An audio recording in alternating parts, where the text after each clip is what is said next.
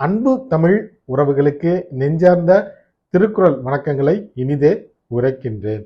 நான் உங்கள் மூவேந்திர பாண்டியன். நாளொரு திருக்குறள் வரிசையில் இன்றைய தினம் பொருட்பாலி 44வது அதிகாரமாக உள்ள குற்றம் கடிதல் என்ற அதிகார தலைப்பின் கீழ் அமையப்பெற்ற 440வது திருக்குறளை காணப்போகின்றோம். குற்றம் கடிதல் என்பதற்கு குற்றங்களை தவிர்த்தல் என்ற பொருளில் இந்த அதிகாரத்தின் தலைப்பு அமையப்பெற்றுள்ளது. இப்பொழுது 440வது திருக்குறளை காண்போம். காதல காதல் அறியாமை உய்கிற்பின் ஏதில ஏதிலார் நூல். காதல காதல் அறியாமை உய்கிற்பின் ஏதில ஏதிலார் நூல். இத்திருக்குறளுக்கான பொருளினை இப்போது காண்போம்.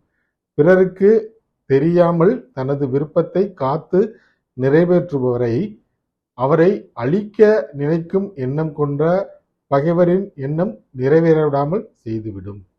மீண்டும் பொருள், பிறருக்கு தெரியாமல் தனது விருப்பத்தை காத்து நிறைவேற்றுபவரை அவரை அழிக்க நினைக்கும் பகைவரின் எண்ணம் நிறைவேறிவிடாமல் செய்துவிடும் என்பது இத்திருக்குறளுக்கான பொருளாகும்.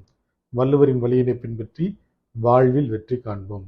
வாழ்க தமிழ், வளர்க தமிழ்நாடு. நன்றி, வணக்கம்.